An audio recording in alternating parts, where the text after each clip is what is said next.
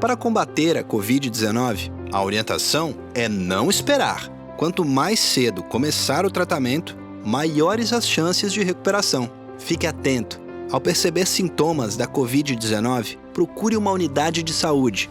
E lembre-se, lave sempre as mãos com água e sabão ou utilize álcool em gel. E ao sair de casa, use máscara. Sintomas da Covid-19? Não espere. Procure um médico. Ministério da Saúde. Governo Federal.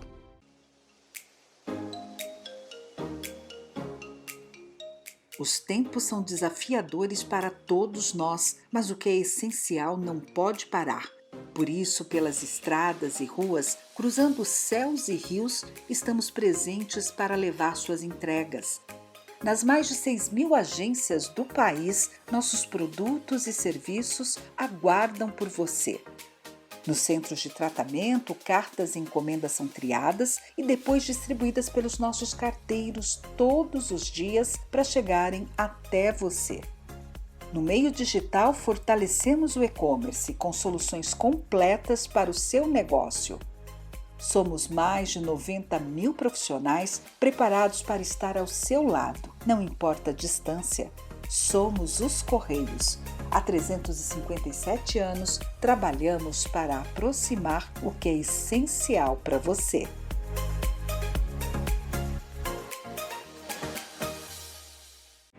A partir de agora, você vai conhecer a história, o momento atual e o futuro promissor da energia do desenvolvimento sustentável. Há décadas, os biocombustíveis oferecem benefícios ambientais, econômicos e sociais para os brasileiros e para as gerações futuras. Em 2011, a Aprobio, Associação dos Produtores de Biocombustíveis do Brasil, foi fundada para representar o setor produtivo de biodiesel. A partir de 2019, passou a atuar também em apoio aos demais biocombustíveis. Os biocombustíveis no Brasil têm uma grande história, começando pelo etanol, passando pelo biodiesel. O biodiesel é um importante biocombustível que agrega valor à cadeia produtiva das matérias-primas, emprega quase 264 mil pessoas no campo e na cidade e garante o maior volume de compras da agricultura familiar por meio do selo combustível social. Em comparação ao diesel fóssil, o biodiesel reduz em cerca de 70% as emissões de gases de efeito estufa. Até agora, já evitamos a emissão de 83,5 milhões de toneladas de CO2, com ganho ambiental equivalente ao plantio de mais de 500 bilhão de árvores. É como se o Brasil tivesse reflorestado 350 mil campos de futebol. O biodiesel ainda ajuda a economia ao reduzir a demanda por diesel importado, beneficiando a balança comercial do país. O mercado de biodiesel cresceu no Brasil e em 2023 nós vamos ter uma mistura de 15% de biodiesel em todo o diesel consumido no Brasil. A Aprobio teve participação importante na criação do Renova Bio, a política nacional de biocombustíveis que vai incentivar ainda mais o uso de biocombustíveis no Brasil, tanto os já existentes, como o etanol e o biodiesel, quanto os que chegarão por aqui. Estamos falando do HVO, diesel verde, que pode substituir em até 100% o diesel fóssil, do SPK, querosene renovável para aviões comerciais ou militares, e do biogás, que pode substituir o gás de origem fóssil.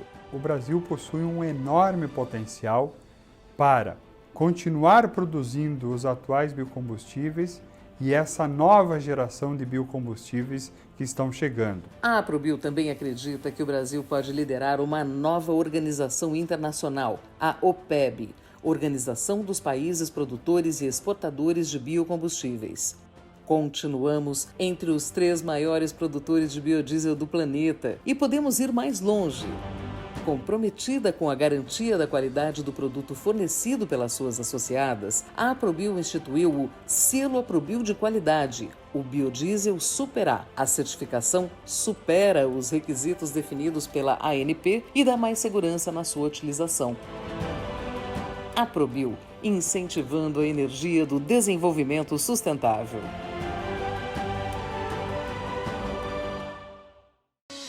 Quando seu Mário era motorista, o menor dos seus problemas era dirigir. O que dava dor de cabeça mesmo era guardar todos aqueles comprovantes de abastecimento e as contas a prestar.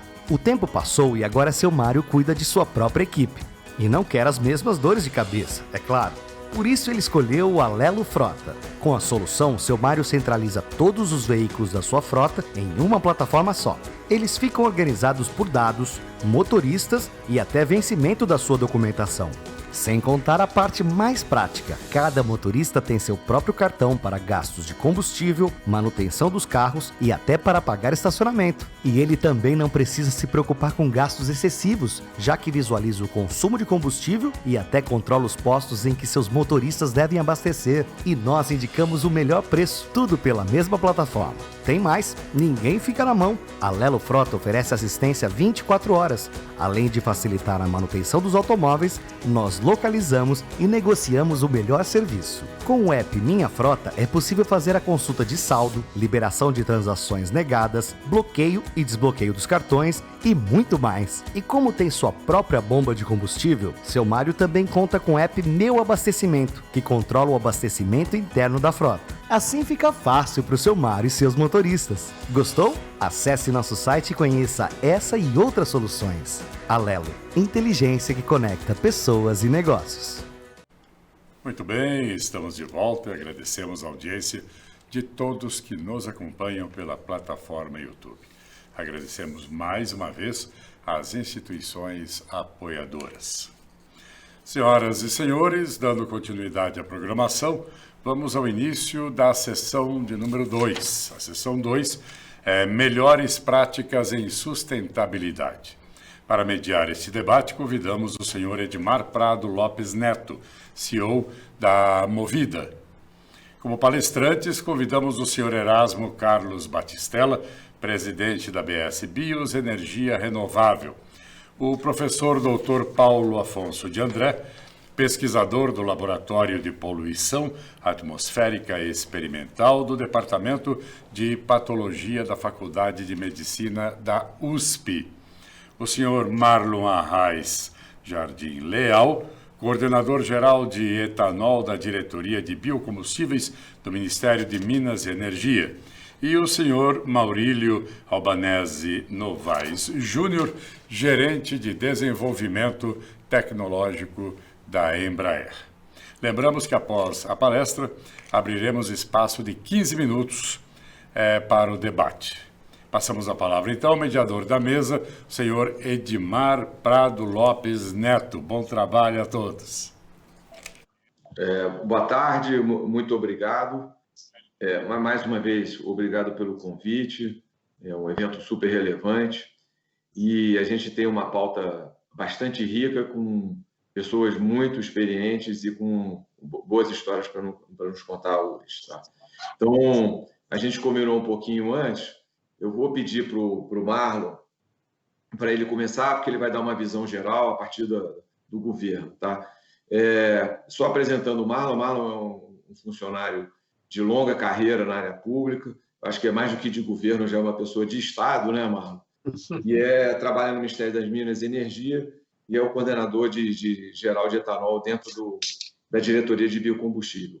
Ele vai dar um pouquinho dessa visão, vamos chamar assim, do guarda-chuva para a gente, e depois o Erasmo e o Maurílio, na sequência, junto com o Paulo, vão complementar um pouco do assunto de hoje. Vou passar para o Marlon, por favor, fica à vontade. Bom dia, boa tarde, né, a todos. Obrigado, Edmar, pela introdução, pelas palavras. Queria agradecer, em nome do Ministério de Minas e Energia, o Instituto BESC, que nos proporciona essa oportunidade de falar aqui da Política Nacional de Biocombustíveis. Eu vou compartilhar aqui a minha tela com a minha apresentação. Então, mais uma vez, muito obrigado pela oportunidade. E, de fato, a gente vai falar aqui sobre a política de governo para a inclusão dos biocombustíveis na matriz energética, né? E a Política Nacional de Biocombustíveis, ela é chamada de RenovaBio, e ela pretendeu justamente fazer esta expansão da utilização, da produção e da utilização dos biocombustíveis de maneira estruturada, sendo esta política e dando uma orientação para os agentes econômicos que atuam nos mais diversos setores, né, sobre qual será a matriz de combustíveis de transporte que nós teremos para o país, né?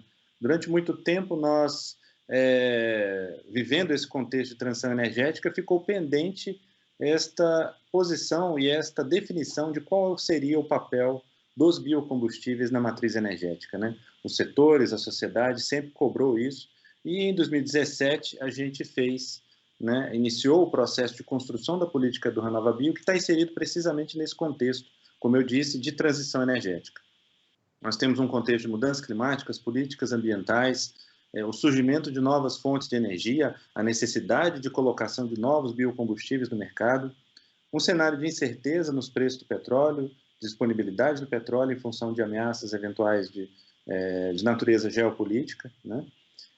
Mas o principal norteador nosso era esse, da redução de emissões locais e globais que tínhamos que fazer num contexto de segurança energética, ou seja, nós tínhamos que orientar a política, orientar a matriz, orientar os agentes econômicos, levando-os, induzindo-os a uma produção energética, a um consumo de energético com a menor pegada possível de carbono. Então, menos gramas de CO2 com mais megajoules sendo ofertados, né? Eu não vou me delongar muito aqui, né, no contexto deste compromisso brasileiro, né, que foi colocado no âmbito da COP21 em Paris, né?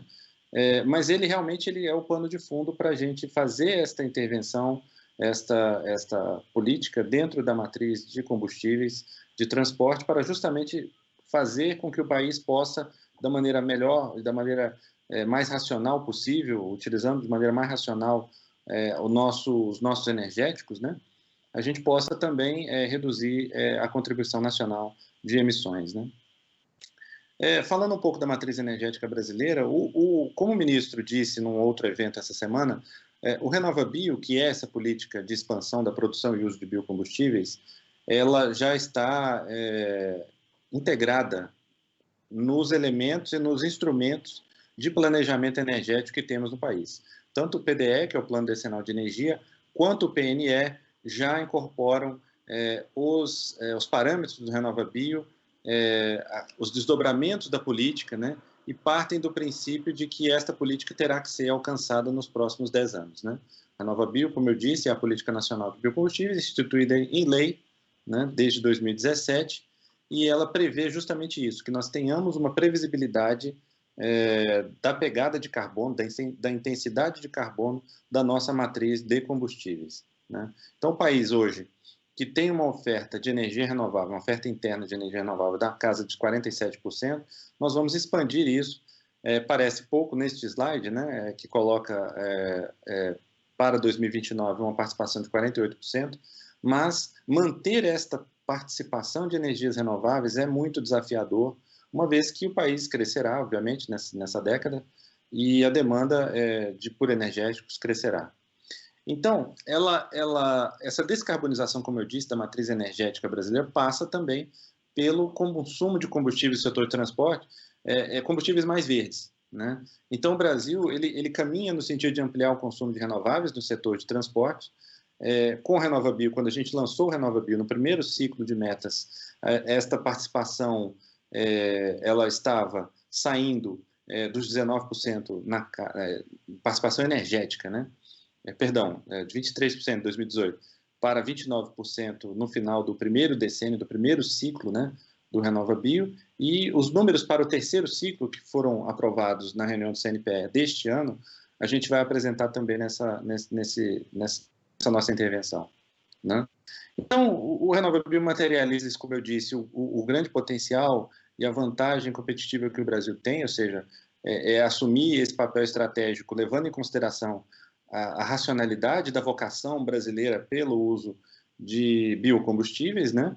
Nós temos que proporcionar esta redução de importações também de energéticos fósseis, isso é uma oportunidade, ou seja, não é que esta expansão venha interferir de maneira extremamente drástica no parque de refino de fósseis que nós temos. Nós temos já, pelo nível de importações que temos de derivados de petróleo, nós temos toda a condição de ofertar internamente biocombustíveis para suprir este mercado. Né? E utilizando, claro, a infraestrutura consolidada que temos, ou seja, o caminho é sempre da racionalidade da utilização dos nossos energéticos. Né?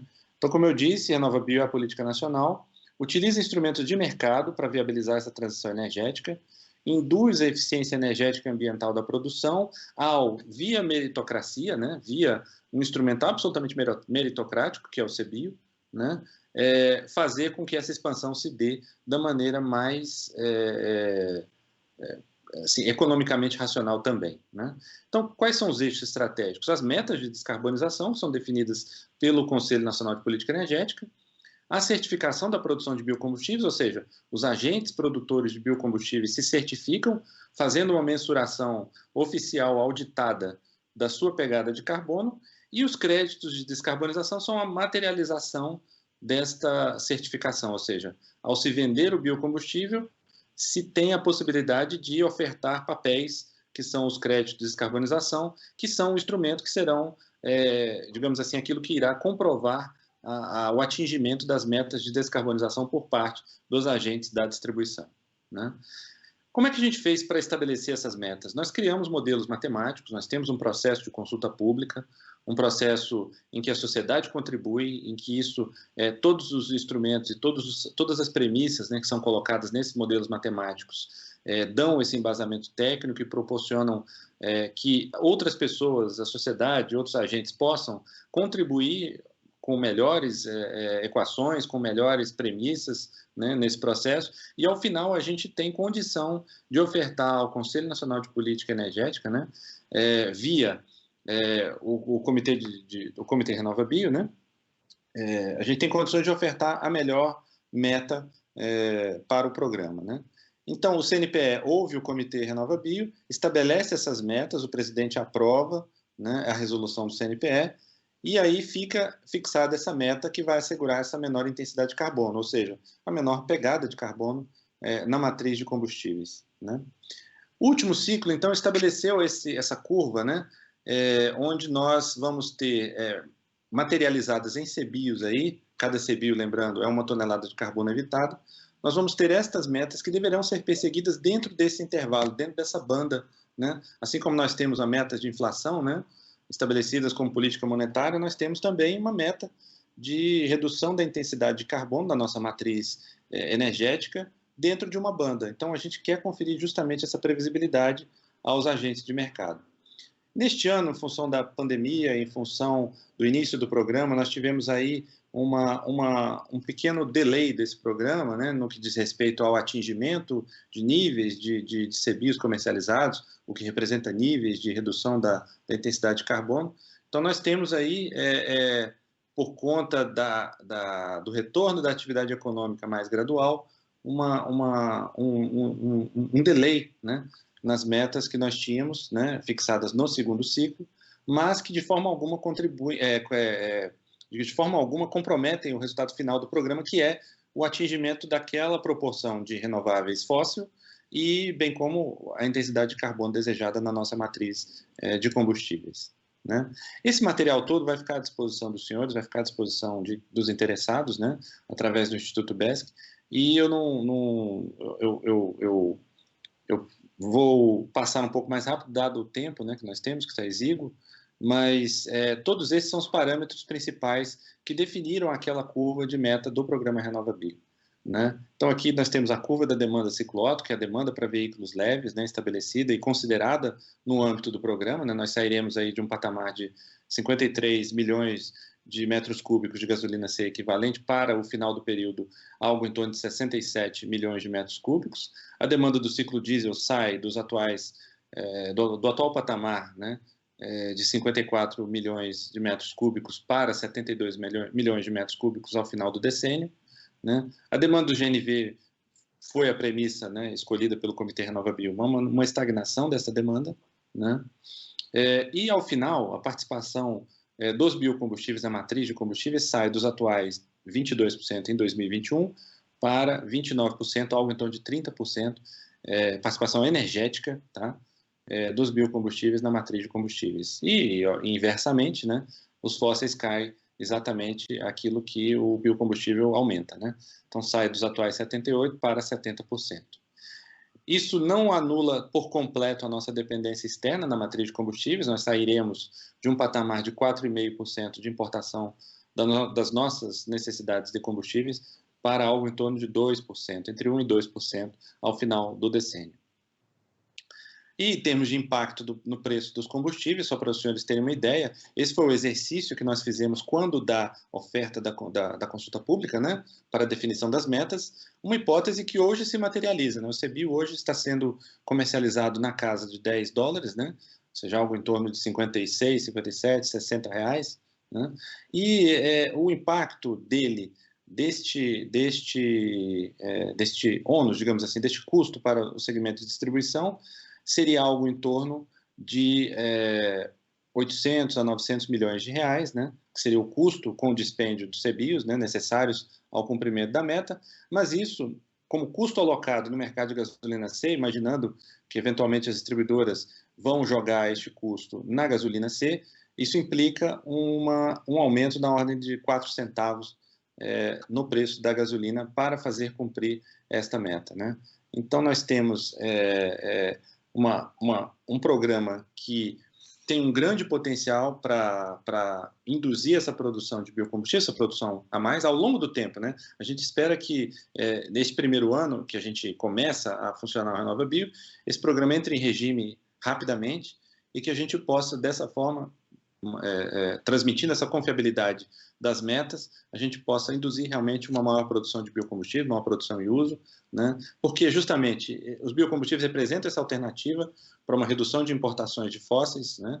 E para redução principalmente de emissões, e essas projeções que nós temos de aumento da participação indicam esse potencial de investimentos que nós temos neste segmento, né? Ou seja, o RenovaBio leva a uma maior competitividade do setor de biocombustíveis, obviamente buscando essa eficiência energético-ambiental e induzindo investimentos aí com geração de emprego e renda. Esse é o pano de fundo que eu queria colocar para a mesa e agradeço mais uma vez a oportunidade desta participação em nome do Ministério de Minas e Energia. Muito obrigado. Marlon, muito obrigado e, acima de tudo, cumpriu o horário com desempenho até superior ao que você havia se comprometido com a gente. E parabéns pelo conteúdo, tá? Sem nenhum prejuízo da mensagem que você queria passar para a gente. Muito obrigado. Eu vou passar agora para o Erasmo Batistella, né, que tem uma longa trajetória também na questão da bioenergia, né, e a referência em muita coisa do que faz, né? Então, para falar de biocombustível, né, e também do projeto Ômega lá no Paraguai, eu vou convidar o Erasmo e deixar também ele à vontade, por favor, né? Seja uma pessoa já bastante conhecida, né, na linha do que você vai falar. Por favor, fique à vontade. Boa tarde, Edmar. Obrigado aí pela oportunidade. Agradeço o Frota Cipretes, enfim, o evento pelo convite de estar mais uma vez aqui com vocês. E também quero fazer uma saudação muito carinhosa aqui a todos os participantes, ao Paulo, ao Maurílio e ao Marlon do Ministério, que estávamos juntos mais cedo também em outras reuniões. Eu vou compartilhar aqui uma apresentação com vocês. Eu trouxe aqui para a gente conversar hoje o tema sobre a visão da APROBio, da Associação sobre os Biocombustíveis, e trago assim uma reflexão bastante grande sobre os biocombustíveis avançados, o papel que eles devem ocupar no futuro.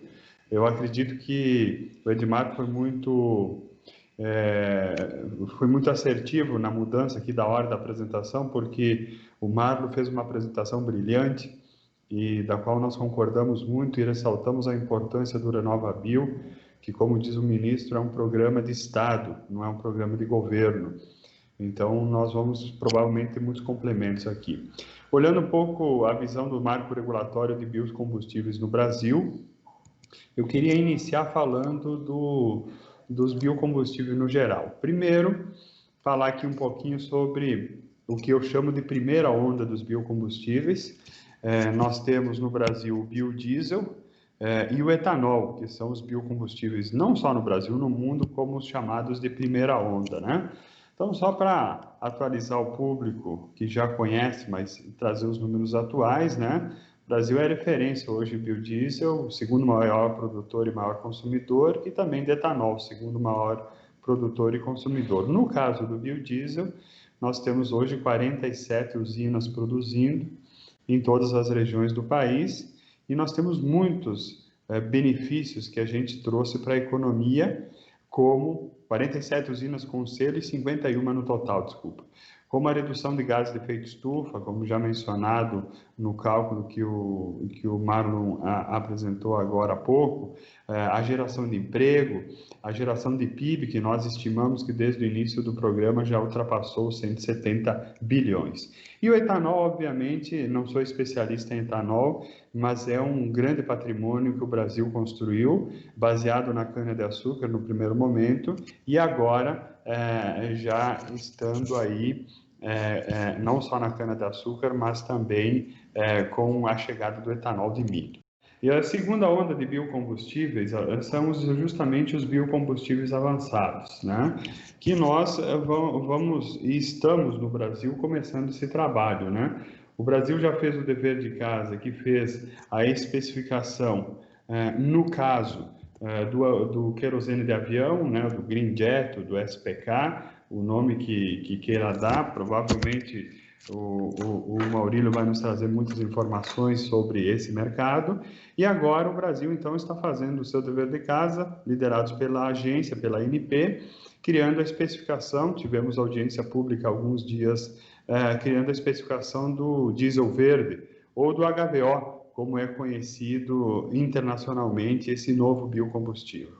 Então, nós estamos muito animados como associação, vendo aí que é uma oportunidade para o país, né, no que tange a novos biocombustíveis, a chegada das especificações do biocombustível avançado e o próximo passo, obviamente, é a construção da política pública, que também já foi anunciado pelo secretário José Mauro, né, e pelo Ministério, e já começou as primeiras reuniões no âmbito do RenovaBio para se construir a política pública dos biocombustíveis avançados e certamente colocar essa segunda onda de biocombustíveis que está ocorrendo no mundo, principalmente no hemisfério norte, aqui para o Brasil, né? Eu vou continuar falando aqui, daqui a pouco alguém me ajuda aqui para resolver esse probleminha técnico, para a gente não perder o tempo e não atrasar os colegas, tá bem? Bom, seguindo nessa linha de raciocínio, o que nós temos a nível global, né? Nós temos o hemisfério norte investindo muito na produção de biocombustíveis avançados, Europa e Estados Unidos, e nós temos uma defesa. Nós defendemos que o HVO, o diesel verde, quando produzido no Brasil, deveria ser utilizado em grandes cidades e, obviamente, a produção do HVO vai nos trazer a produção do SPK. Um depende do outro, pelo que nós estamos vendo. Então, essa nossa visão de utilização do biocombustível nessa segunda onda a nível global, ou seja, HVO focado em grandes centros e, obviamente, o SPK na aviação. Depois vou compartilhar o material para vocês, um material rico, né? No que tange ao SPK, que é um dos biocombustíveis que nós, inclusive, vamos produzir no projeto aqui do Paraguai, nós defendemos que o SPK, que o Brasil deva, obviamente, estar juntamente com o CORSIA e implementando as fases do CORSIA, que nesse momento é uma fase piloto até 2023, depois nós vamos ter a primeira fase de 24 a 26 e depois a segunda fase de participação obrigatória a partir de 2027. Então, a nossa defesa como APROBio é que a gente tenha o CORSIA, o Brasil participando do CORSIA. No que diz respeito à comercialização de HVO, de biocombustíveis avançados no Brasil, qual é a posição da associação? Nós temos uma posição que nós devemos estar utilizando o HVO como um produto independente. E o que é isso? Qual é essa nossa posição? Hoje nós temos no Brasil o mercado de gasolina e etanol, né? O etanol vendido ele de forma hidratada ou o anidro misturado com a gasolina, e nós temos o mercado do biodiesel que é misturado com o diesel. Nós defendemos que o mercado dos biocombustíveis avançados seja um novo mercado. Ou seja, nós temos o mercado do diesel, nós temos o mercado do biodiesel, nós vamos ter o mercado do HVO, nós vamos ter o mercado do SPK, nós vamos ter o mercado da nafta, que é um subproduto, que é o que hoje está sendo negociado no mundo. Nós, quando olhamos para a Europa, para os Estados Unidos, hoje nós já temos cotações internacionais de todos esses produtos. Nós temos cotação de etanol, nós temos 5 tipos de biodiesel que são cotados, nós temos 5 tipos de HVO, de diesel verde, preços diferentes, dependendo da matéria-prima e do seu CI, de quanto contribui na redução de gases de efeito estufa. Nós temos um tipo de nafta, temos um tipo de SPK que estão sendo comercializados. Então, nós defendemos como associação que o Brasil siga o que está sendo feito pelos demais países do mundo. No que diz respeito ao projeto Ômega Green, que a gente está tocando lá no Paraguai, aqui no Brasil nós somos um produtor de biodiesel, a ABS Bios é o maior produtor de biodiesel, e fomos das primeiras empresas a produzir biodiesel no Brasil. Começamos o negócio juntamente com o programa lá em 2005 e 2008, quando entrou o biodiesel, nós estávamos produzindo biodiesel, estamos crescendo e chegamos ao fim desse ano como líder de mercado. E agora, há 2 anos atrás, começamos um grande projeto no Paraguai. Esse grande projeto chama Projeto Ômega Green, é a instalação de uma refinaria. Basicamente, nós vamos utilizar as mesmas matérias-primas que nós utilizamos para a produção de biodiesel, ou seja, vamos utilizar óleos vegetais e gorduras. Nós vamos produzir lá o HVO, que é o diesel verde, o SPK, que é o querosene. Como coprodutos, nós vamos produzir a nafta e também vamos produzir gás. Obviamente, o gás vai ser utilizado na produção do hidrogênio. Qual a grande diferença desse projeto ou desse processo produtivo para o que nós fizemos hoje no Brasil? Basicamente, aqui no Brasil nós produzimos o biodiesel, que é uma reação química e a transformação da molécula de gordura em um éster, e ela tem um oxigênio na sua molécula. Lá nós vamos fazer uma hidrogenação, então vamos transformar a mesma molécula de gordura no hidrocarboneto, muito semelhante ou praticamente igual aos hidrocarbonetos oriundos do petróleo, e isso é que torna esses biocombustíveis drop-in, mas eles são biocombustíveis, Então, são combustíveis que podem substituir parcialmente ou integralmente os combustíveis fósseis, em qualquer nível de geração tecnológica.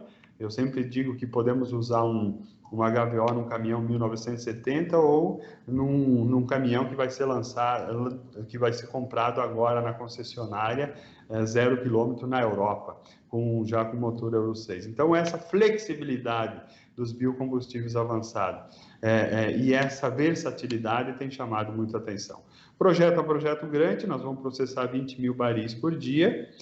O CAPEX é um CAPEX elevado, totalmente diferente do que a produção de biodiesel, são no mínimo 4 vezes mais de CAPEX em nível de produções iguais, e fomos para o Paraguai em função do regime tributário, do custo de energia, do custo país, da disponibilidade de matéria-prima. Esses foram os principais motivos que nos levaram a investir ao Paraguai.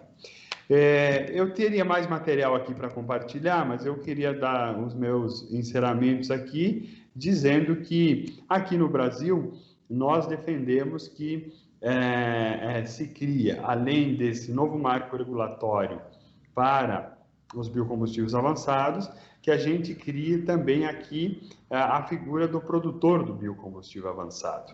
O que é isso? Hoje nós temos no Brasil os papéis muito claros. Nós temos a refinaria de petróleo, que refina petróleo, produz gasolina, jet e diesel.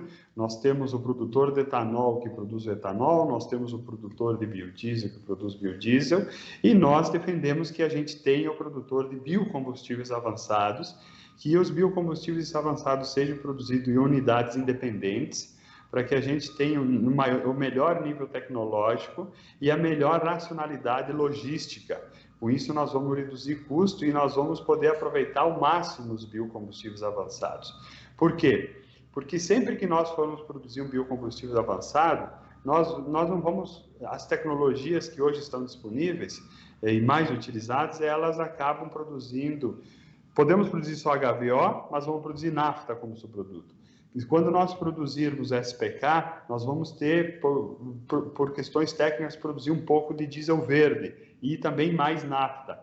E a nafta pode ser utilizada na petroquímica. Então, quando nós temos a figura do produtor de biocombustíveis avançados isolado, ou seja, um novo agente econômico, nós podemos aproveitar, no máximo, no ápice, os biocombustíveis avançados e seguindo o modelo adotado por Europa, por Estados Unidos, por todos aqueles países que já estão produzindo ou utilizando aí os biocombustíveis avançados. Então, acredito que, mesmo com as dificuldades técnicas aqui, Edmar, era isso que eu teria para compartilhar hoje. Depois nós vamos disponibilizar todo esse material para poder compartilhar com as pessoas que estão acompanhando aqui o nosso evento. Obrigado. Erasmo, obrigado, e fica absolutamente tranquilo que a sua fala foi muito, muito bem estruturada, então a apresentação seria só um detalhe, tá? Então, de qualquer maneira, vai ficar disponível para todo mundo e parabéns, muito boa apresentação. Deixa eu convidar agora o Maurílio. O Maurílio, ele é líder de desenvolvimento tecnológico da Embraer, é mais um engenheiro nesse painel, são vários que estão presentes aqui hoje, né?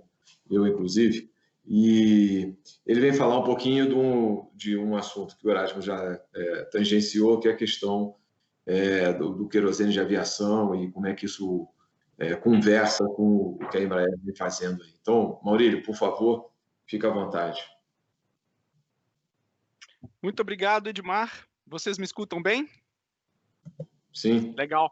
Queria primeiramente, naturalmente, dar o bom dia a todos aqui que nos acompanham. Obrigado por esse espaço. Agradecer muito ao Instituto BESC por essa iniciativa, né? É uma grande oportunidade para nós estarmos aqui. Queria agradecer muito ao Marlon pela apresentação e até parabenizar o Erasmo, que sem o suporte da apresentação fez uma fala muito, muito clara, capturamos todos os pontos muito bem trazidos pelo Erasmo. E também gostaria de agradecer aqui a presença do Paulo. Tá? Bom, eu vou compartilhar aqui uma apresentação que foi fruto de um grande trabalho também do Marcelo Gonçalves, que nos apoiou nesse processo, engenheiro especialista em sistemas de combustíveis e combustíveis alternativos da nossa querida Embraer. Tá? Então, nós vamos falar um pouquinho, né, e temos poucos minutos para tal, falar sobre os combustíveis aeronáuticos alternativos, né, um grande parênteses dentro desse grande seminário que nós temos. Tá? Começo naturalmente falando um pouquinho da nossa querida Embraer, né?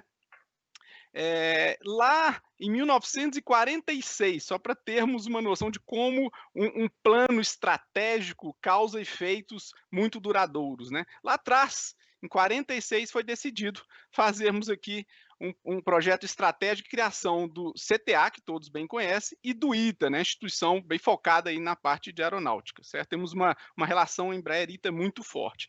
Em 1969, finalmente, o governo federal ele instituiu, né? Inaugurou a Embraer, em 1969. Então, estamos há pouco, né, em 2019, nós completamos 50 anos. Né? Em 1994, fomos privatizados, somos uma empresa privada, naturalmente, pulverizado com ações na Bolsa. Né? A Embraer é dedicada à aviação comercial, executiva, defesa e segurança, aviação agrícola, desenvolve, produz, fabrica, suporte aeronaves. Ao todo, já entregamos mais de 8.000 aeronaves. Para terem uma noção, a cada 10 segundos, um avião Embraer decola em algum lugar do mundo, né? São carregando e transportando mais de 150 milhões de passageiros por ano. Somos o líder na aviação comercial, até 150 passageiros, e na executiva, aviação executiva, né, já entregamos mais de 1.400 aeronaves, estamos espalhados em mais de 70 países. Na aviação de defesa e segurança, uma ampla e portfólio amplo, inclusive com vários aeronaves aqui no Brasil. É a principal exportadora de bens de alto valor agregado no Brasil, como sabemos. Né? Seguindo aqui, vou falar sobre um pouco dos nossos valores Embraer. Né? Nossa empresa está lastreada por 7 valores, fortemente ligados esses à ética e integridade. Particularmente, um dos valores que mais retrata o espírito de One Team da Embraer é o nossa gente que nos faz voar. Mas eu chamo a atenção de vocês, referente a esse painel, a um valor de destaque que está em vermelho, que é nós construímos um futuro sustentável, né? E tem isso tudo a ver, né, então, com o valor Embraer, com isso que nós vamos comentar nos próximos slides. Aqui eu trago, né, um dos maiores desafios para a nossa indústria. Mais cedo nós estávamos conversando, né, em torno de 2% de todas as emissões de CO2, dióxido de carbono. Mas a aviação tem um glamour, né, o produto chama muita atenção, de tal sorte que eu quis contextualizá-los aqui. Apenas 2% das emissões são relacionadas à aviação. E se pensarmos nos setores de transporte apenas, 12% dessas emissões são devido à aviação. Os demais 88% dos transportes não estão relacionados com a aviação, certo? E um dos maiores desafios para a nossa história na indústria, né, para esse setor, é continuar crescendo seu mercado e, ao mesmo tempo, garantir uma expansão que não agrida o meio ambiente, ou seja, que seja sustentável. Cada vez mais pessoas no mundo usam o transporte aéreo, principalmente em regiões em desenvolvimento, Ásia, e este crescimento chega a ser até 2 vezes maior que o crescimento do PIB. Consequentemente, em poucos anos, a frota de aeronaves pode duplicar, né? Pensamos até em 20 anos podendo duplicar essa frota. Então, o que nós temos que fazer? Cuidar para que isso não aconteça, porque se não acontecesse, teríamos algo como retratado aqui neste gráfico. É claro que temos uma ali, a gente vê a crise de 2008, ali, 2007, e naturalmente temos também, dado o Covid aqui, um momento que vai causar uma retração aí dos voos, né? Mas a longo prazo é inevitável, né? É inegável que haverá um aumento se não tomarmos ações no aumento da emissão de CO2, certo? Então, a gente pensa em algumas ações, né?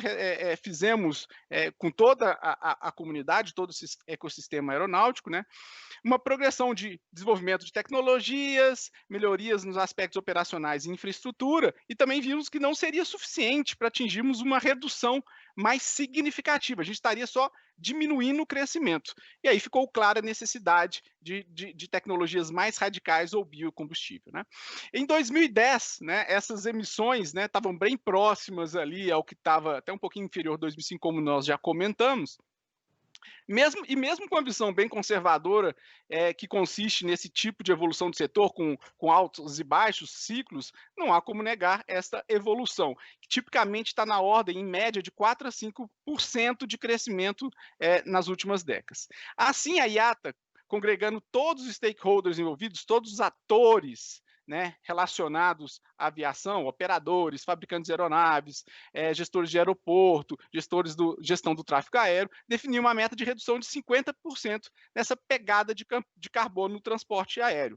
Para tanto, foi planejado um roadmap de tecnologias, vou falar um pouquinho sobre o que a Embraer tem feito, mas que também ficou claro que não seriam suficientes. E aí, como já dito, ficou necessária a utilização de combustíveis renováveis e outras tecnologias, tá?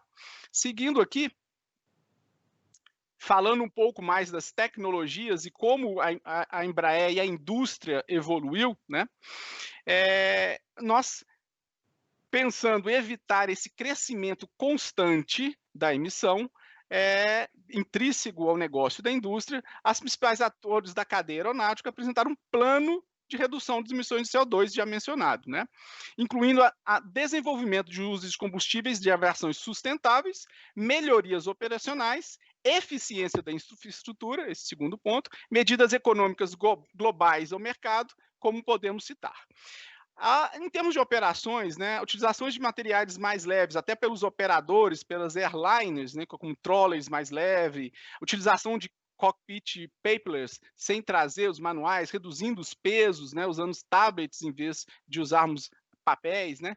E reduções dos próprios aeroportos, trazendo um táxi single engine, por exemplo, né?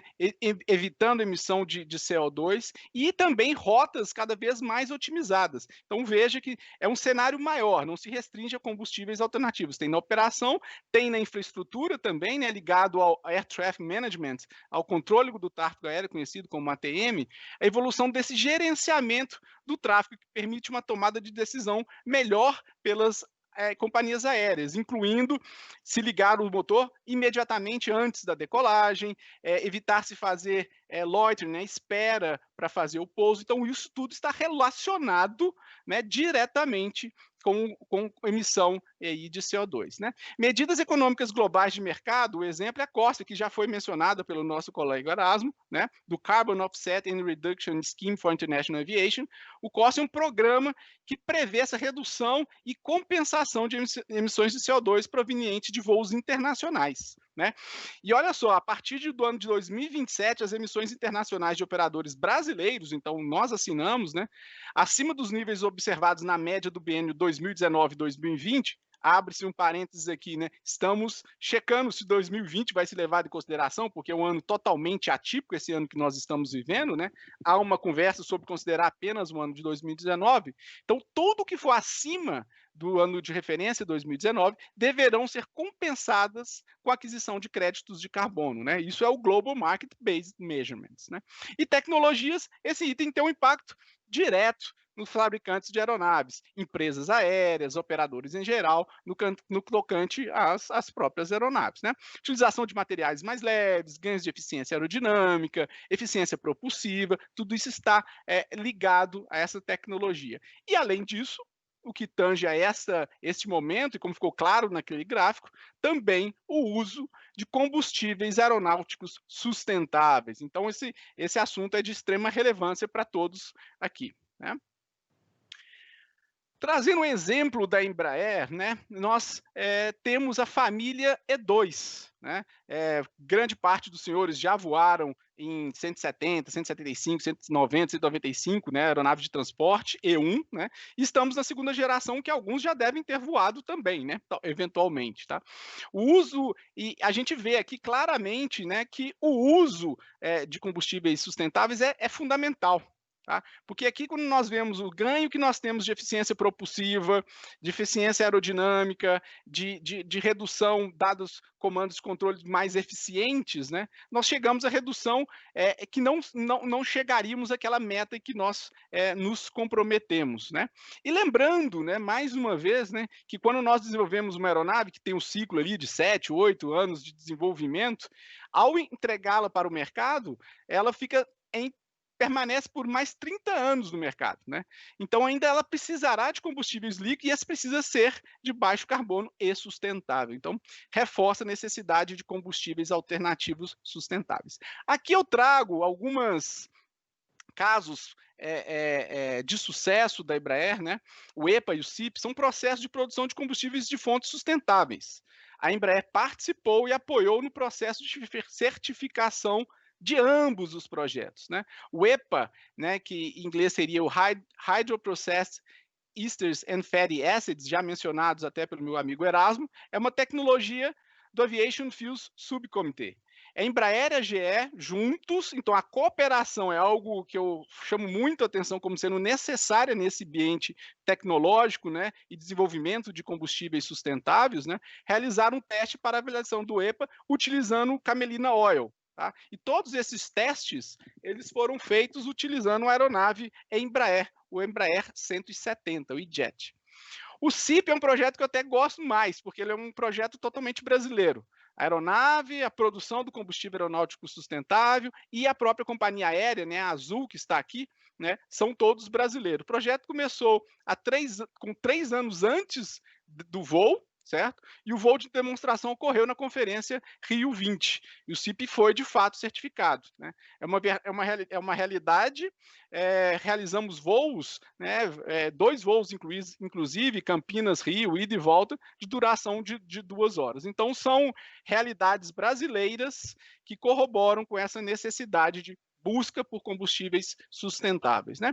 Agora, dando uma olhadinha aqui Maurílio, desculpe interromper, só lembrando, eu sou responsável pelo tempo, 2 minutos no nosso combinado, por favor, tá? Obrigado. Então, foi realizado aqui no ambiente europeu uma série de 80 voos de curta distância Oslo-Amsterdã, que também, né, trabalham com utilização de camelina oil e combustível refinado. Eu vou acelerar aqui na apresentação, estou me aproximando ao final, de fato. Aqui só trazendo algumas outras frentes de combustíveis alternativos dentro do ambiente da aviação. Tá? O roteiro para biocombustíveis sustentáveis para a aviação do Brasil foi uma parceria entre a Embraer e outros fabricantes aqui de aeronaves e a FAPESP, desculpa, com financiamento desta, né, e também participação de CTs, universidades, Campinas, e esses materiais que mostramos aqui, né, representam todo o conteúdo, o refino de tudo que foi feito no desenvolvimento aí de combustíveis drop-in sustentáveis para a aviação. O conceito de refinaria também é algo que estamos trabalhando bastante. Vou distribuir o material e aí a gente entra com mais, vocês podem ler com mais calma, né, essas informações, tá? Deixa eu seguir aqui. Um exemplo que eu não posso deixar de falar, não é drop-in, né? Ou seja, uma aeronave preparada para, mas nós temos que claramente comentar sobre Ipanema elétrico. Não, Ipanema etanol, desculpa, Ipanema que pela primeira vez em 2004, né, utilizando o etanol vindo da cana, né, realizou vários voos já. Nós temos mais de 550 motores movidos a etanol, mais de 3 milhões de horas de voo e 15 anos de operação. E ganhamos vários prêmios internacionais e de reconhecimento como contribuição na categoria de melhor empresa, melhores inovações do mundo, à luz do Ipanema com o etanol. Tá?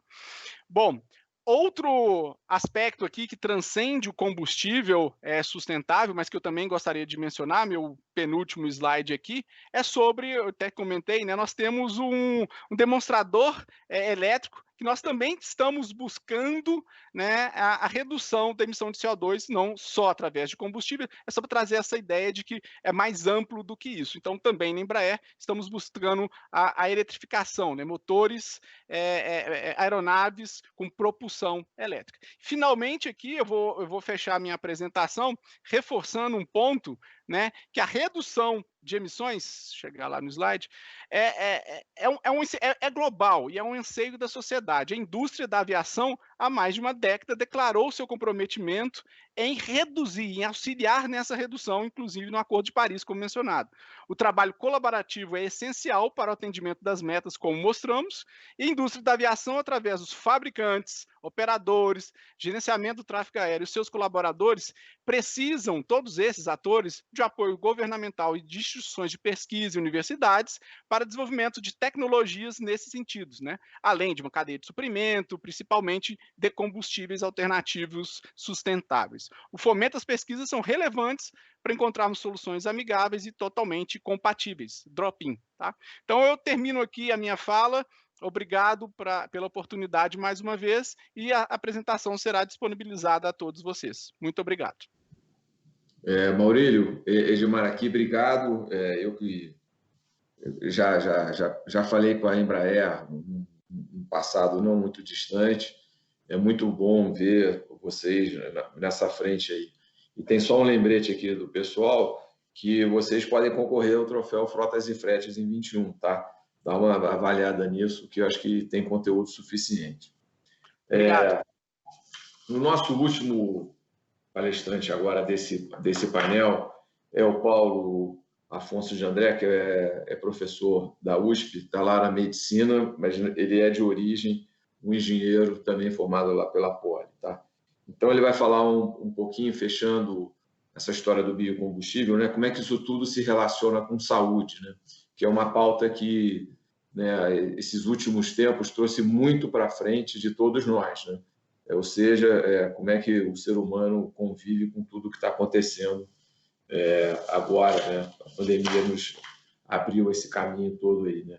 Então, Paulo, se você puder, né, eu passo a palavra para você, já agradecendo aí mais uma vez o Maurílio, por favor.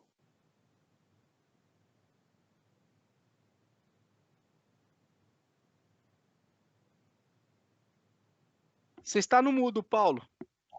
Paulo, você está no mudo, a expressão mais utilizada desde Não março. estou mais. Bom, obrigado, boa tarde a todos que estão participando. Eu gostaria particularmente de agradecer ao Instituto BESC pelo convite e contar com esses meus colegas nessa sessão que vão facilitar muito a minha vida, porque eles já colocaram um cenário de biocombustíveis e a minha apresentação vai versar muito mais com como a saúde se relaciona neste cenário, né? Então, deixa eu colocar aqui o compartilhamento da minha apresentação, um instantinho só. Então, pessoal, na verdade, eu vou tentar colocar na perspectiva da saúde ligada à redução da poluição, como esses combustíveis podem afetar a nossa vida. A primeira coisa, o meu enfoque é totalmente diferente, é focado na saúde. Por isso, eu preciso passar alguns conceitos muito rapidamente para vocês do que como a gente analisa impacto em saúde da poluição do ar na saúde da população. Primeiro, nós seguimos as recomendações da OMS. A OMS ela fala que precisam ser controlados 2 poluentes fundamentais. Um é o material particulado, que é um poluente emitido, a maior parte dele é emitido diretamente, ou pela chaminé, pelo cano de escape, pela saída da turbina, tá?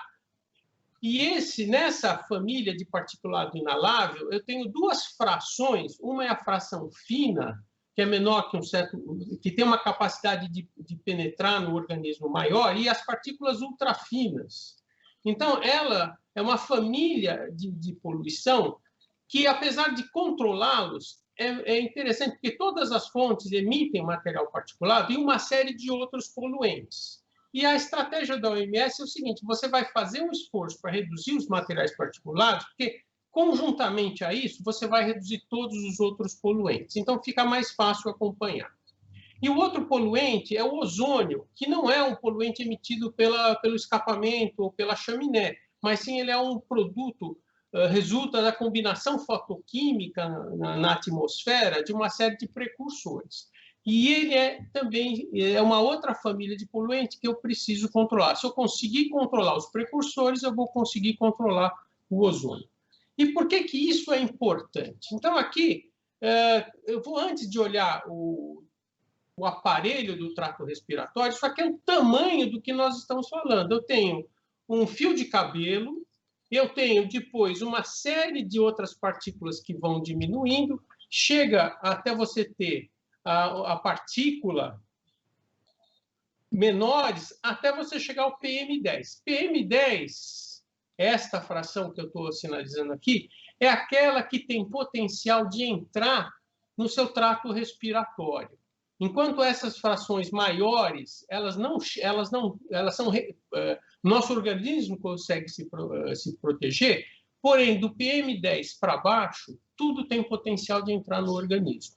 E a gente destaca não só o PM10, mas como outras partículas, como o PM2,5, que este é um tamanho de partícula que consegue chegar no fundo do pulmão. Por isso, ela nos preocupa particularmente. E dentro dessa fração ultrafina, eu vou ter ainda os ultrafinas, que são menorzinhos ainda, e vocês veem, tem partícula do Zika, coronavírus, você tem um monte de material que você recebe pela inalação e não só consegue penetrar no seu trato respiratório, como consegue penetrar na sua corrente sanguínea.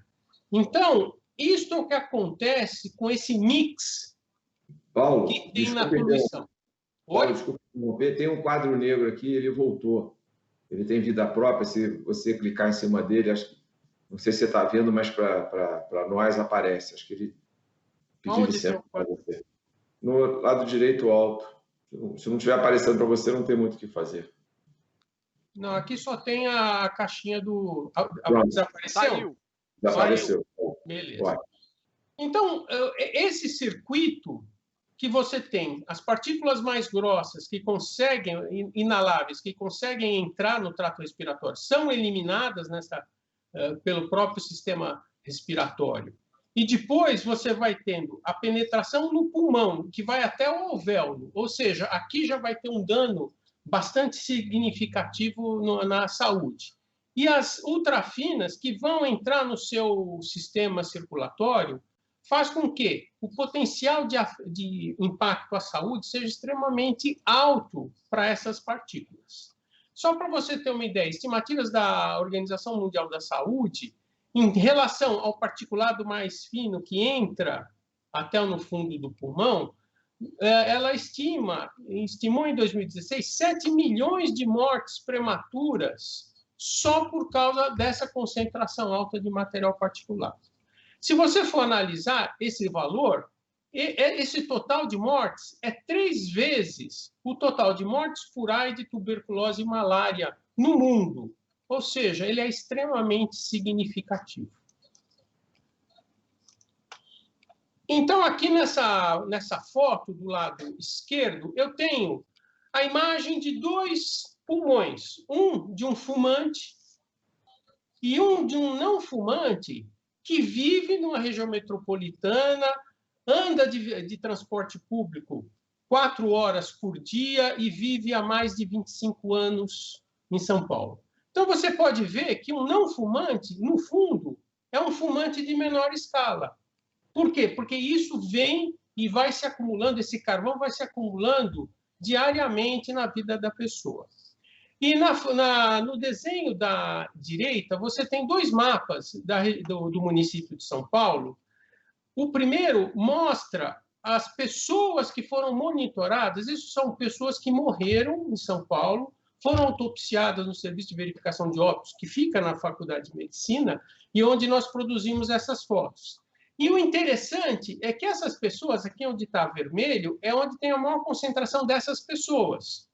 E, coincidentemente, elas não estão nas áreas mais poluídas de São Paulo. Ou seja, esta carga que se acumula no pulmão vem da exposição ao trânsito, de você estar na mobilidade, gastando várias horas de transporte. Portanto, a poluição atmosférica ela é mais severa em corredores, em vias de trânsito e em pessoas que estão mais tempo no transporte. Então, essa é uma constatação extremamente importante para que a gente sinta o tamanho da encrenca que a gente tem que resolver. Bom, agora, isso não é um problema. A mobilidade não é um problema novo. E esta foto, por exemplo, é Nova York, no final do século XIX, onde todo o trânsito, todo o transporte, a mobilidade era tração animal. Eles tinham mais ou menos de 150 a 200 mil cavalos, jogando 100 mil toneladas de estrume, ou seja, o escapamento era estrume, que provocava uma série de problemas em saúde por causa das infecções e proliferação de doenças. Aí, qual foi a solução naquela época? Colocar o transporte automotivo. Então, os primeiros veículos, elétrico, a combustão e a vapor, foram uma beleza no sentido de você conseguir resolver um monte de problemas que afligiam as grandes cidades. Agora, o histórico, nós tivemos a crise dos anos 60 e 70, onde começou a ter uma poluição muito grande nas cidades. Depois, a crise do petróleo. E nos últimos 20 anos, o aquecimento global, a necessidade de descarbonização, que já foram tratados pelos meus colegas. Ou seja, nós precisamos mexer em combustíveis e mexer na frota. Só para se ter uma ideia, isso aqui é um resultado da própria CETESB, onde a frota Otto e diesel responde por mais de 50% da poluição de material particulado inalado fino na região metropolitana de São Paulo. E também grande porcentagem do NO2, CO e hidrocarbonetos. Ou seja, eu preciso interferir nisso para atingir as metas que a Organização Mundial de Saúde preconiza para eu poder ter um benefício da poluição. Então, só lembrando, eu acho muito interessante a gente entender por que o biocombustível é bom. Porque hoje, quando você considera do tanque, do poço até a roda, é onde você tem a maior emissão de CO2. Só que, quando você tem um combustível fóssil, você emite, você não tem mais como tirar isso da atmosfera. Enquanto você, usando biocombustíveis, a própria fotossíntese vai promover uma grande compensação ambiental. E é por isso que é importante essa visão de que biocombustível é uma solução factível e, principalmente, no caso do Brasil, é ótima e é imediata. Só depende da tomada de decisão. Então, hoje, olhando mais para longo prazo do que nós temos discutido aqui, a gente fala muito em carro elétrico, mas carro elétrico é a solução? Ela pode até ser. O problema é que, primeiro, o carro elétrico ainda tem muito desenvolvimento para ser feito e, principalmente, a forma como você vai gerar energia para alimentar esse veículo. Enquanto se tiver uma matriz suja, o carro elétrico não vai ser solução nenhuma. Então, nós precisamos investir nesta parte da geração dessa fonte de energia. E é isso que é a grande vantagem, como foi colocado nas apresentações anteriores. Nós temos praticamente 47% da nossa energia é renovável.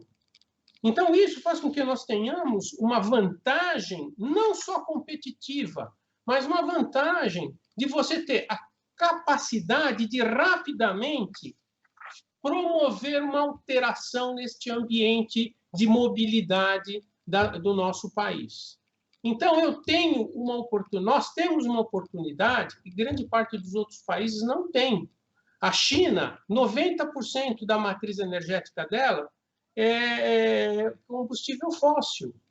Então, eles não têm como mudar, nós temos. E essa oportunidade, eu vou só apresentar a ideia por trás dela nesta imagem, que é um gráfico que tenta plotar no eixo vertical o consumo de energia em megajoule por quilômetro e embaixo as emissões de efeito estufa em gramas de CO2 equivalente por quilômetro das diversas soluções. No topo dessas duas figuras, eu tenho o motor de combustão interna. Então, são os dois agentes que eu quero ter uma intervenção. Notem, tudo depende de que combustível você está usando. Se você tem um combustível fóssil, você já parte de uma emissão alta. Se você, por outro lado, adotar uma solução de biocombustível, você, só pelo fato do biocombustível ele ser ambientalmente mais, emitir menos, porque o ciclo da fotossíntese consegue remover, eu já parto de um outro patamar. E o que significa? Eu tenho como mudar disto para isso de imediato? Não. Mas eu posso fazer como nós temos. Nós temos a gasolina misturada com etanol. Eu tenho o diesel misturado com biodiesel. Então, qualquer coisa que eu coloque, eu saio deste ponto e vou para este lado daqui. Só mexendo no combustível que nós já temos, já tem rede de distribuição, já tem motores que funcionam com isso.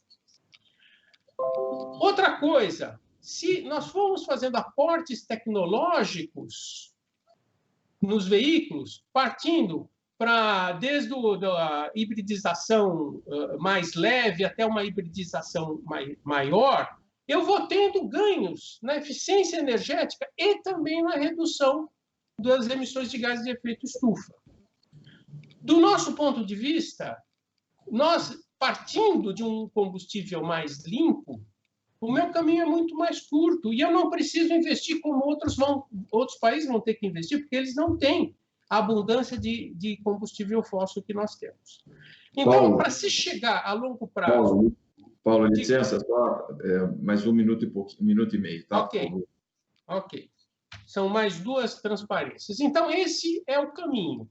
É partir de uma matriz mais limpa, isso depende de legislação.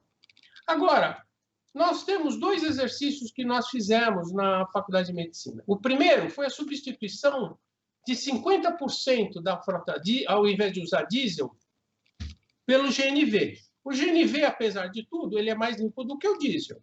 Então, nós fizemos um cenário de substituição na região metropolitana de São Paulo e do Rio de Janeiro de 2018 a 2025. Então, vocês veem que, do total de mortes associadas à atmosfera, à poluição atmosférica, como dito pela OMS, nós temos mais ou menos 106 mil mortes. Eu consigo, só a frota diesel responde por 26 mil mortes, com a redução, com o uso de 50% da frota em GNV, esse total de mortes cai para 10.670. Em termos de valoração econômica, nós temos de 43,9 bilhões de reais no total ambiental, 10,8 bilhões é quanto custa as mortes pela frota diesel. O GNV, nesta situação, implicaria um custo de 4,5 bilhões. Ou seja, está provado que fazer alguma coisa é mais barato do que não fazer nada. O segundo estudo foi em 6 regiões metropolitanas, de 2015 a 2025, a implantação progressiva de maiores concentrações de biodiesel. Os resultados foram adições menores, porém todas elas levam a reduções no número de mortes e levam também a reduções de impacto econômico. Aqui seria o impacto econômico do B5. Se eu fizer o B7, já tem um ganho de 37 milhões, e se for B20, passa para 228 milhões de economia em termos de saúde, em termos de valoração econômica. E isso para 2025 fica maior ainda. Ou seja, está provado que fazer alguma intervenção é possível. No nosso caso, só depende de decisão política, e todas elas significam para a sociedade uma economia em termos de vida e de produtividade da sociedade. Então, era isso que eu gostaria de apresentar para vocês, e me coloco também à disposição para atender qualquer dúvida que vocês tenham. Está aí o meu contato. Muito obrigado. Passo a bola para o chefe, novamente. Então, mais uma vez, muito obrigado a todos. Foi muito bom cada uma da participação de vocês. E eu agradeço a todos também, e agradeço mais uma vez o convite. Então, boa tarde a todos e parabéns por cada uma das apresentações. Muito obrigado a todos. Muito obrigado. Um abraço a todos. Um abraço. Tchau. Muito bem. Agradecemos aos senhores palestrantes, também ao mediador desta mesa, o senhor Edmar Prado Lopes Neto, que é CFO da Movida. Agradecemos aos palestrantes e mediadores deste primeiro dia de seminário, rico, aliás, em debates da maior importância para a mobilidade sustentável no Brasil e no mundo. Agradecimento especial à nossa querida chefe e também a todos que participaram.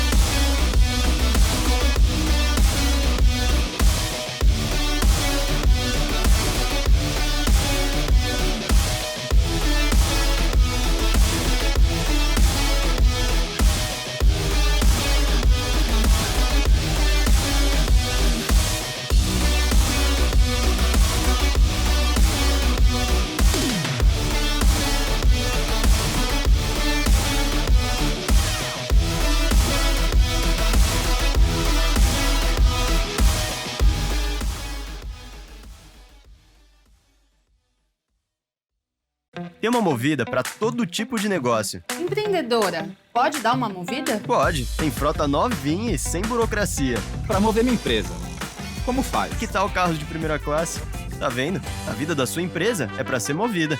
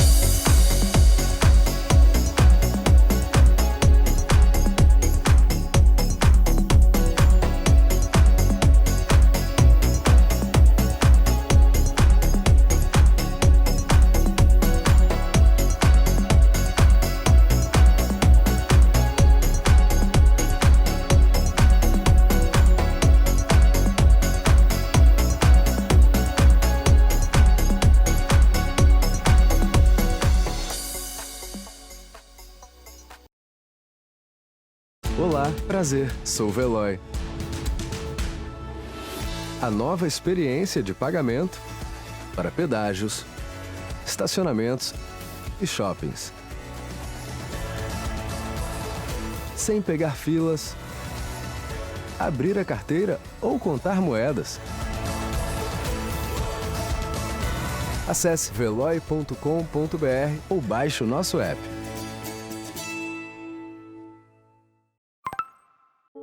The most vital partnership we have as humans is with our planet, and we have to make this relationship more sustainable. And with the conditions for change varying across the planet, we cannot wait for a one-size-fits-all solution. We must act now. Which is why we partner with the transport companies who share our commitment to a fossil-free future. The companies who continually strive to reduce emissions now, not tomorrow, making alternative fuels everyday fuels, who make pioneering solutions make business sense. Our partners are the enablers all around the world who share our beliefs, our vision. The architects, the planners and mayors, reimagining our cities, who we work with to clean up the air, moving people freely through the streets. The academics, the visionaries, researching and developing intelligent transportation systems. The connectivity experts, orchestrating the flow of people and goods. The innovators, taking the steps towards electrification, meeting the challenges, making the breakthroughs with battery technology and infrastructure, lightening the load and extending the range. Allowing us to keep the cities flowing, making silent deliveries while others sleep. Our partners are the people all around the world who share our goals, our determination, who challenge us, as we challenge them, to create the sustainable solutions we need now.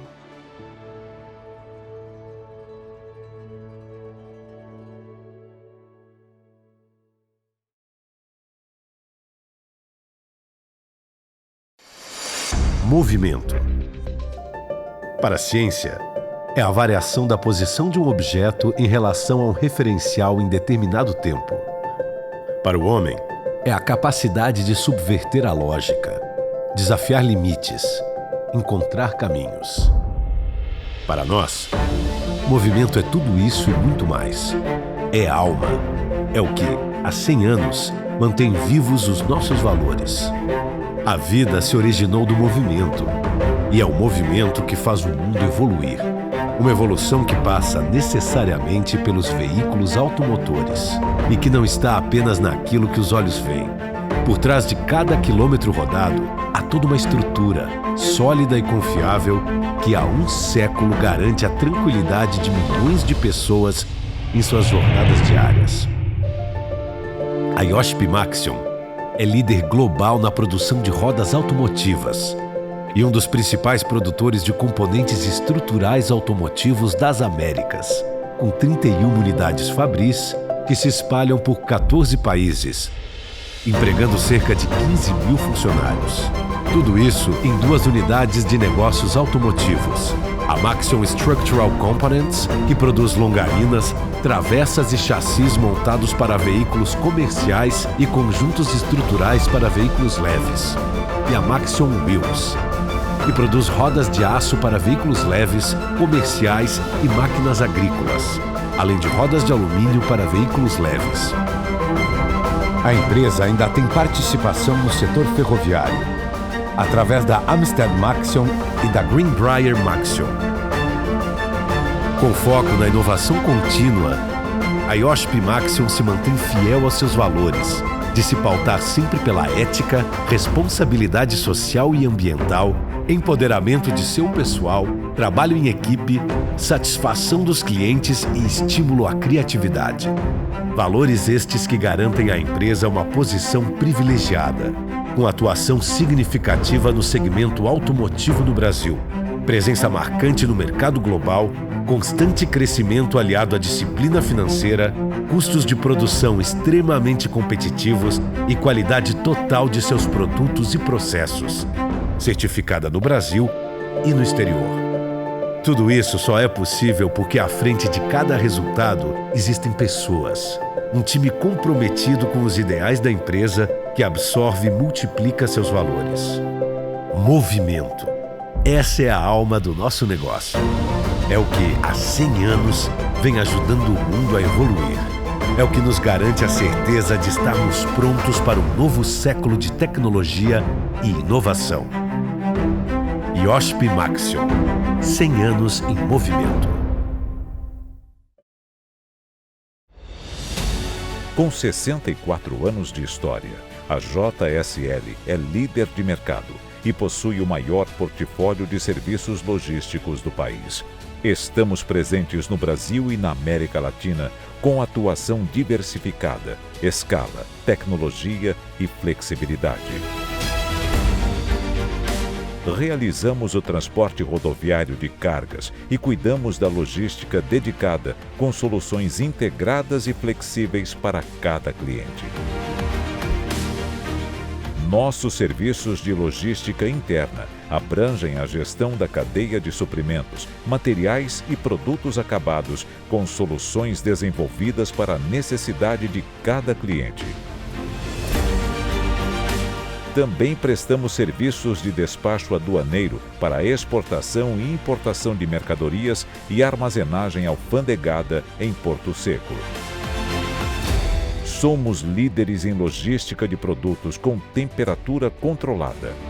Realizamos operações inbound, outbound. Nosso serviço de distribuição urbana garante o abastecimento diário de PDVs.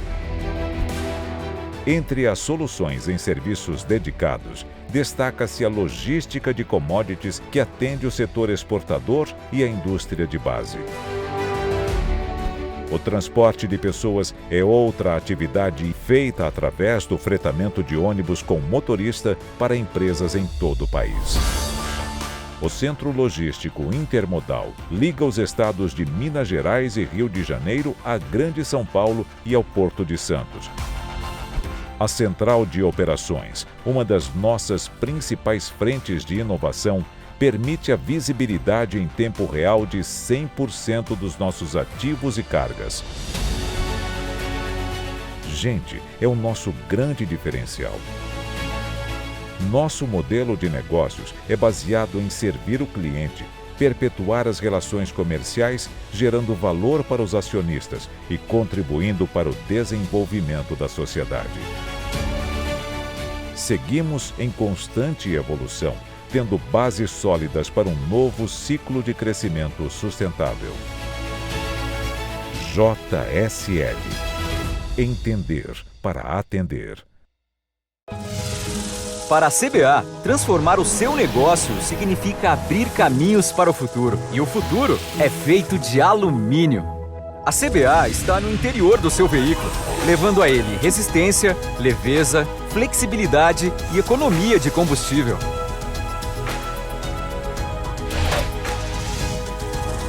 Ela garante maior capacidade de carga e menor emissão de poluentes a ônibus e a vários tipos de caminhões.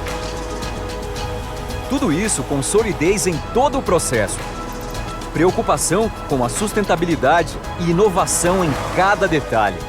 Agora, mais do que nunca, contar com atendimento e soluções personalizadas é o que vai colocar o seu negócio e o Brasil à frente. E é por isso que somos mais que uma produtora de alumínio brasileira. Somos uma empresa focada em transformar.